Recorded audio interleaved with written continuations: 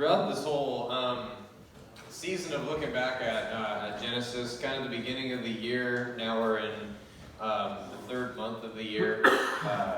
It's been a big journey for me, and one of the things that keeps stepping out of the bushes to kind of I guess show me the way is the fact that the entire book of Genesis so far has been about faith.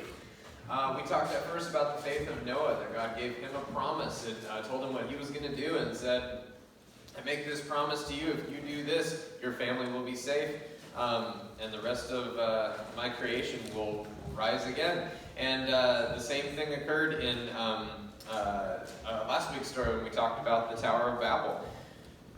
And finally, we come to today's story. We're talking about another story of faith. But I wanted to start with a personal story of faith from me. I've talked about this a little bit before, but I don't think I've really gone into great details. When I was in my early 20s, which I still look like I'm in my early 20s, but hey, when I was in my early 20s, I decided to, and I was reading the paper one day, and I found this ad that said, we need people to be in ministry in this children's camp in a little town near Junction City.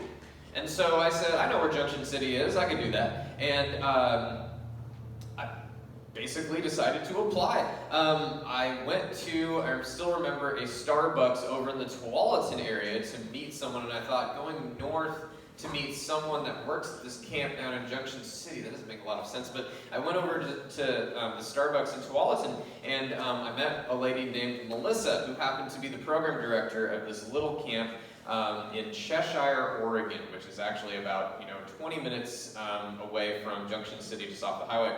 And she basically just asked me a bunch of questions about why I wanted to be at this camp, and I was very honest. I said, I'm on the fence about becoming a teacher, and I honestly want to try this out, see if I really, if I can put up with kids. I didn't really say that, but in a very political way, I said that during the interview, and somehow they gave me a job. So I went, I packed up a bag, went all the way down to Junction City, and my GPS all of a sudden said, as soon as I got to Junction City, I was going, man, I have to use the bathroom and things, and man, I'm glad this camp is close. And it was about actually farther away from Junction City than I thought. From the ad, it looked, and from the map, it looked like it was really close. It's actually kind of between Junction City and Eugene, and so it was a ways more. When I got there, I actually, the first question I had was where is the bathroom? I didn't actually, do the nice thing that you do when it's your first day on the job, introduce yourself and things like that. I was kind of going, I'm good to meet you. Yep, I have to, hey, where's the lodge? You would know where the lodge is, or I really need to know where the lodge is. And from then on, it was kind of a whirlwind. We actually, we were spoke to by a lot of pastors, by a lot of people that were already in ministry about what we'd be teaching. There's a whole, 2 weeks you live on the campsite, and you start learning the curriculum about what you're going to teach these kids, because there's two facets of that camp that are really interesting. There's one it's the VBS, mobile VBS crew, and what you do is you just get in a van with a whole bunch of VBS stuff. There's 4 of you, and you go put on a VBS for a week, and that sounded daunting to me as, an early 20-something. Then there's the other crew that stays on site at the camp, and they're working with kids, but you're all teaching the same thing, just in different ways. And this particular year was called Explore the Call. And we're talking about everybody in Scripture that had been called by God to do something big. And the message was that God will never ask you to do something small. If God asks you to do something small, it's usually you asking yourself to do something small. Because God is only in the interest of ministry of doing big things and making big people for God. And we actually had a guy, this particular message that I'm going to show you today, and the verses I'll show you today, were not part of the actual curriculum. But we had a guy come over and to talk to us and minister to us and pray with us before we started. And he was the Dean of Theological Ministries at, I forget which college it was actually now that I'm thinking about it, but very learned guy, probably one of the smartest men I've ever been in the room with. He had this aura of just being, that's not the right word, he had this presence of just being a man of God that knew his Bible from cover to cover, upside down and backwards, probably had the whole thing memorized. And he was talking to us, and he basically warned us about a couple things. The first thing he warned us about is he said, beware of the God is my boyfriend ministry throughout what you're doing. And what he meant by that is the popular ministry that God wants to make me feel good and happy, which is complete hogwash if you know about God. He is not in the ministry of making you happy. Because if you're happy, you're not going to do anything for him, and you're not going to grow in your faith. He doesn't give out participation awards, basically. That's a little bit too political. The second thing that he said is, he actually showed us this story about Abram right now. And he told us, if you get into a situation, and you will during this camp ministry, you're going to get into a situation where the wheels fall off. And he said, when you do, that is going to be the best week at camp that you've ever had, because you are going to be taken out of the equation. And if you are out of the equation enough, God truly has the ability to teach these kids. And I didn't realize what that meant at first. I went, oh yeah, sure. Academically, I know what you mean. I know that when we're placed in big circumstances, God is able to do big things through us. But we still have in the back of our mind plan B, C, D, E, all the way through the alphabet about what we're going to do when the wheels do fall off, right? I do. I personally do all the time. I cannot stop it. I know exactly in any situation, not any situation, but in a lot of situations I know what's going to happen if the entire plan falls off the rails. And that has to do with, teaching. It's the same way. If something happens, if a fire drill happens to interrupt this lesson, I know exactly where to pick up. And if I don't, I can figure it out. That would all change very shortly. But I'm getting ahead of myself. Let's go to our verse before I tell you what happened. So we're in Genesis 12 today, and I'm starting with the thing that Abraham is supposed to do. Sorry, Abram, because he hasn't been given full name yet. I wish that would be, I still wish that was kind of an initiation rite of our culture, where you get a certain name at the beginning of your life, like Jack would just be Jack, and then we lengthen the name, and I say, son, today you are no longer Jack. Today you are Jackalope. Or you got your antlers, son. Then I give him like a little jackalope. Yeah, you can get those. Anyway, there's one in my barber shop actually. At the first day I sat down in the chair, I went, "That's a jackalope." And I said, "Where'd you get that?" And the guy goes, "It was in my grandpa's attic." And he would constantly brag about having shot this jackalope. Anyway, I'm getting ahead of myself. Okay, or not even in the lesson at all. The call of Abram. The Lord said to Abram, "Go from your country, your people, and your father's household to the land that I will show you." That's what he said to do. Usually when God gives you a promise, there's two things. There's the thing you need to do, and there's the thing he needs to do. And usually the thing you need to do is not that complicated, because we can only handle things in small packages, because God knows that we are all still children. And the same is true when you teach a kid something. I don't give them the entire, you need to do A, B, C, and D, and E on this lesson. I have to give you step 1, because I know 6th graders, and they'll go, "Whoa, we gotta look at the final product, and what do you mean by this?" And all of a sudden, so many hands will pop up in the room that I could crowd surf over them. So I just go, "Hey, get out a piece of paper." And sometimes, I don't have a piece of paper. Do you have a piece of paper? Do we need to get out a pencil too? It's only to get out a piece of paper. So God knows that we are still students just like that. He says, go from your country, your people, and your father's household to the land that I'll show you. Just go. Abraham probably, if he was me, probably had a question like, where is it, God? Can I just tell me where it is and I'll just go. God just says, go. Get up, take all of your stuff, go from your family to the land I will show you. Now he doesn't say take everybody with you, which we're going to come back to in a second, because Abraham is someone like me who likes to have a plan B in his back pocket, and it doesn't work out for him. But all that God says right now is go. Verse 2, and this is what God will do. He says, I will make you into a great nation, and I will bless you. I will make your name great, and you will be a blessing. I will bless those who bless you, and whoever curses you, I will curse. And all peoples on earth will be blessed through you.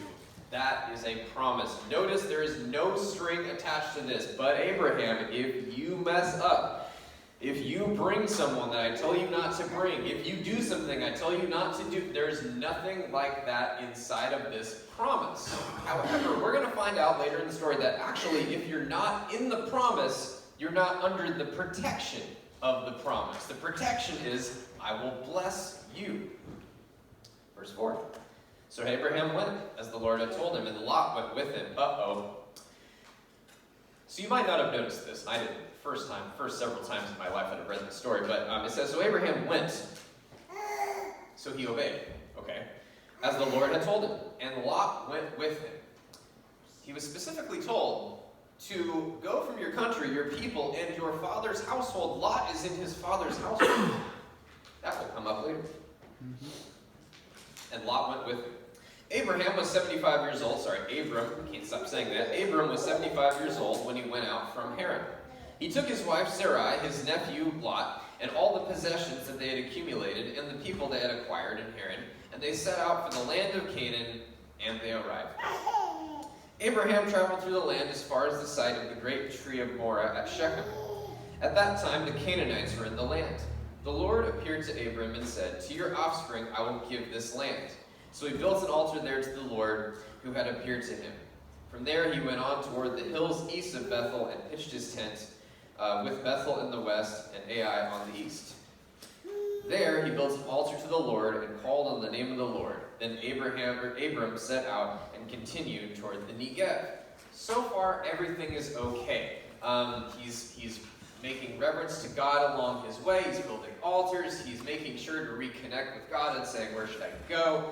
Everything is so far okay. Now, this is not, and I think they went into this a little bit. Back then, now we know he comes out of Mesopotamia. He's talking about a bunch of Mesopotamian city-states. Mesopotamia is where civilization started, and not to bore you, that's where the wheel came from. That's where we learned how to grind wheat and make bread and that kind of stuff. Big innovations, cheese, things like that.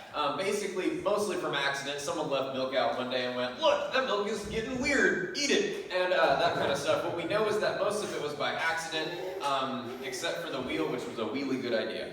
What we do also know is that if you were to leave Mesopotamia, because, the Potamia was in a mess, darn it, I'm sorry, I'm really sorry, I do this with the sixth graders, I didn't mean to do that today.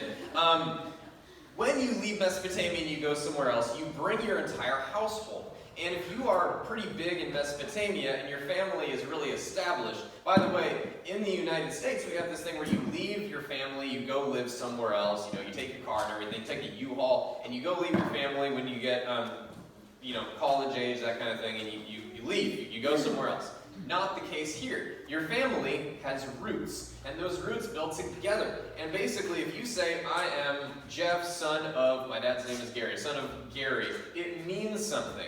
It means something in a big way. God would have really not said this lightly to go. He would have brought, Abram would have brought basically all of his possessions, including any servants and slaves he would have had. His entire household gets packed up in this gigantic caravan. So this is basically a traveling city at this point. Abram in Egypt is what my Bible says next in verse 10. Now there was a famine in the land, and Abram went down to Egypt to live there for a while because the famine was severe. As he was about to enter Egypt, he said to his wife Sarai, I know what a beautiful woman you are. When the Egyptians see you, they will say, this is his wife, and they will kill me, but will let you live. Say that you are my sister, so that I will be treated well for your sake, and my life will be spared because of you. And this should be an uh-oh moment. Abram has just disobeyed God. Now, to us, this seems prudent, right? If you know anything about Egypt, you probably know that Egyptian pharaohs are God. They believe themselves to be deities. In fact, they believe it so much that everything they do is centered around religious worship and idealizing the pharaoh and his family. He is the law of the land. If he likes Sarai and wants to make Sarai his wife, he would do exactly what Abram is talking about. Abram is not talking out of school here. He knows exactly what he's doing. But God did say something, didn't he? God did not say, you should be prudent in your dealings with the Egyptians. Maybe you lie to them. Maybe you tell them that she's your sister or something like that. God would never tell you to do something that's contradictory to his character. So Abraham lied. That's a sin. He also decides to stay in Egypt versus continuing on, even though there's a famine. He's not putting his faith in God right now. And because he's not putting his faith in God, certain things are going to happen. One of the things that happened when I was at camp was I was actually elected by all the rest of the camp counselors as someone who would basically be on duty to be the VBS roaming person and go and conduct all the VBSs. And this is a big deal, and I was kind of going, really, guys? Honestly, I humbly say to you, I was not prepared for that. I was not prepared to do that at all. I don't know why that was thrust upon me. And I tried to object, but first week we were out in near Corvallis area. Carrie Ann, help me out. North of Corvallis.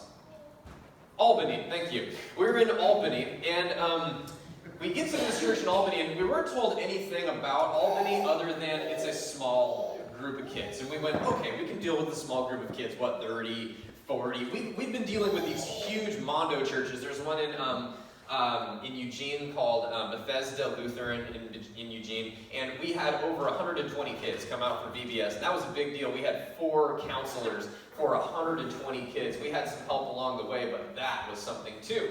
But this was a different kind of challenge. We arrived there at the first day, and we had a few high school helpers, that kind of thing. We were telling them, hey, this is what you do. We trained them a little bit that Sunday. Monday rolls around. Kids start coming in. 4 kids show up. We have 12 people helping. 4 kids show up. And I'm standing there, and the first thing I think is, scrap the VBS. What are we doing here? This doesn't make any sense. And I had a bad attitude. I remember walking into the kitchen and kind of just stormed into the kitchen like, what does this church think calling us out here when they only have 4 kids to do? How are you supposed to do a VBS with 4 kids? That doesn't make any sense at all. God, why would you send us here? This is a waste of resources. And I had a bad attitude. I walked in there and I stormed around for a little bit. And finally I sat down on this stool, I remember, right by the fridge. And I was praying and I was just going, God, what are my options? I can't go back. I can't call camp right now and say, scrap the VBS. What does that look like? This all looks selfish, God. It looks really selfish. Why am I thinking about myself right now? And then I realized I wanted a big VBS to show camp that I could do the job they thought that I could do at, 23 years old. I wanted to show camp that I could do this. When actually, it should have been about God. Those 4 kids showed up. We had the most amazing time. I don't know how to communicate to you how great the time is. We decided not to split them up into groups, So how are you supposed to do that? You have 4 kids. So what we did is everybody did everything together. No one was on games. No one was on Bible study. No one was on crafts. We did everything together. When we all went to crafts, we all went to crafts, and we all did crafts. When we went to games, we all did games. And we had the best time of any VBS during my whole time at camp for the 2 years that I was there. Just the best time ever. We even, because of the small group of kids, we were able to get parental permission that day, like on Wednesday or something, to take them on like a field trip. We walked down to the park, and we were able to have VBS in the park that day. We went down by the river. We were able to talk about the call when Jesus is kind of dedicated in the river, and we talked about John the Baptist there. And it was so cool. And 2 kids made a change in their lives. Not the kids that were there. 2 high school counselors came to us about midway through the week and said, we're not actually believers, but we want to be. So the kids that were there weren't even the ones that got ministered to. It was the high schoolers that helped out the kids. And it was just the best time because we took ourselves out of the equation and we put faith in God that He could run a VBS with just 4 kids. Ironically enough, it was easier for me to believe that God could help us run a VBS with 120 kids. That didn't faze me at all. I knew about the power and awesome strength of God. But you know what? Sometimes God works in really small instances too. And I completely neglected that and forgot about that. That's a way that God used faith with that. But Abram is so far not following the command of God. And so if he's not following the command of God, he doesn't receive the blessings either. And we'll get to that in a second. So he's telling, he tells his wife to basically lie. Some Jewish scholars say there's actually a story that went around the Judaism community for a little while. It's not in the Bible, but basically it involves him trying to smuggle Sarai in, and when he realizes that's not going to work, then he comes up with this plan. That's not in the Bible. We don't really know if that's correct, but we do know that this was a big deal for Abram. Verse 14. When Abram came to Egypt, the Egyptians saw that Sarai was a very beautiful woman, and when Pharaoh's officials saw her, they praised her to Pharaoh, and she was taken into his palace. They treated Abram well for her sake, and Abram acquired sheep and cattle, male and female donkeys, male and female servants, and camels. But the Lord inflicted serious diseases on Pharaoh and his household because of Abram's wife, Sarai. So Pharaoh summoned Abram. What have you done to me? He said. Why didn't you tell me she was your wife? Why did you say she is my sister so that I took her to be my wife? Now then, here is your wife. Take her and go. Then Pharaoh gave orders about Abram to his men, and they sent him on his way with his wife and everything he had. And he had to leave Egypt. Now, you might think Abraham's out nothing right now. But something that's even bigger back then was if Abram's allegiance was indeed to the one true God, and Abram's name means something, he just lost credibility amongst man, and he lost credibility with God, because he just got rebuked by a pagan king. He got rebuked by a pagan king who was not wrong in what he said. Basically, all that Pharaoh says is, you lied to me. You shouldn't have lied to me. A pagan king was more right about Abram's life than Abram was. Abram, a God-fearing man, was just rebuked by a pagan king. A pagan king who, we know from the pharaohs that, first of all, yes, they believed themselves to be deities, to be gods, but that this was so ingrained in culture that this would have been an insult. And that's why when you see plagues in Exodus, it is a direct insult to the authority of Pharaoh to have any weather changes that are not in his control. In fact, there are uprisings in Egypt when the Nile floods uncontrollably. They go to Pharaoh and they say, aren't you God? Don't you control this? Don't you speak to the gods that control the waters? Where have you been? And there's legitimate uprisings around that kind of stuff. So that's why whenever there's plagues and whenever there's problems and famines in Egypt, Pharaoh is directly held responsible. And that is exactly why he's sent out of Egypt. But I don't want to be rebuked by someone by Pharaoh, who's a heathen king who worships heathen gods. But that's exactly what Abram has happened to him. So what do we learn from this? Well, first of all, the entire book of Genesis is all about faith. And it's not about the fact that, if you have greater faith, God's able to do greater things for you. But usually it's a very simple one-on-one promise. 1, God makes a promise to you. 2, he will carry it out if you are able to do just the one thing that you might need to do. In this case, Abram's just asked to put his faith in God. He just said go. Go, I'll show you where you need to go. And all he had to do was go. He didn't have to negotiate. He didn't have to lie. He didn't have to camp in one place because there was a famine and try and sort things out for his family. If he would have gone straight past Egypt with the famine on, food running low, water running low, out in the desert, God would have come through and he would have helped him. And we would have been reading a different story right now. But the reason we read this story is because it applies directly to us. Because there's so many times in my life when I've thought, first of all, that God can handle the big things, but he doesn't care about the small things. That God can make the entire path straight, right? But this little thing, I need to take control of this because this isn't under God's jurisdiction. Whereas really, it's all under God's jurisdiction, right? I heard a quote from this guy at camp, and I had to actually find out if this was true. There's a binder in our basement full of just the documents and notes and everything like that. I don't know if I got this right from camp, but I think I got pretty close. This guy that came, and I can't really remember his name. I want to say his name was Jeremy, this doctor that came from theological seminary. And he said this. He said something like this. I don't want to say this is exact words, but this really meant a lot to me. You must put your faith in God throughout this camp season, because faith is not a mushroom. And we're doing kind of a nature study too at camp, so this actually meant a lot. A mushroom grows overnight in damp soil and in darkness. That's not faith. Faith does not grow in isolation. Faith is an oak tree. It grows for 100 years under a blast of wind and rain. Let me read that again to you. Faith is not a mushroom that grows overnight in damp soil and darkness. It is an oak tree that grows for 100 years under a blast of wind and rain. Wind and rain make faith. When God allows storms to be brought into your life and to grow your faith, is to do something else at a later time.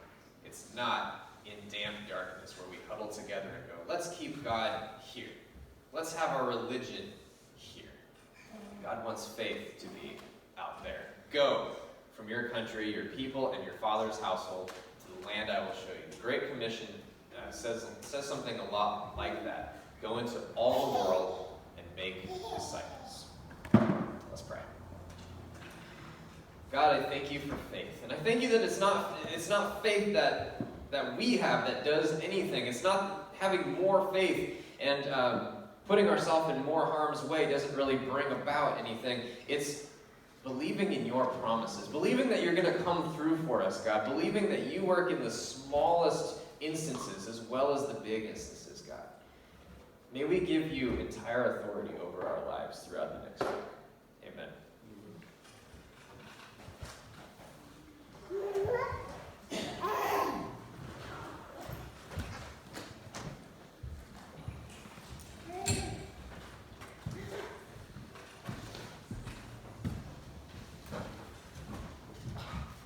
Did you want me to play? I love it when you do. I won't say no.